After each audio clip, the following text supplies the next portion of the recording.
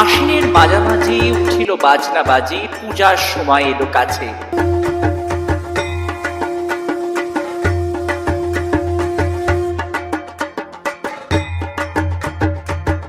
মধু বিদু দুই ভাই ছুটাছুটি করে, তাই আনন্দে দুহাত তুলি নাচে।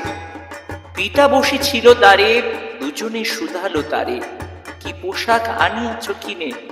পিতা কহে, আছে আছে তোদের মায়ের কাছে, দেখিতে পাইবি ঠিক দিনে। সবুজ সহে না আর, জননী বারবার কহে, মাগো ধরি তোর পায়, বাবা আমাদের তরে কি কিনে এনেছে ঘরে, একবার দে না মা দেখায়।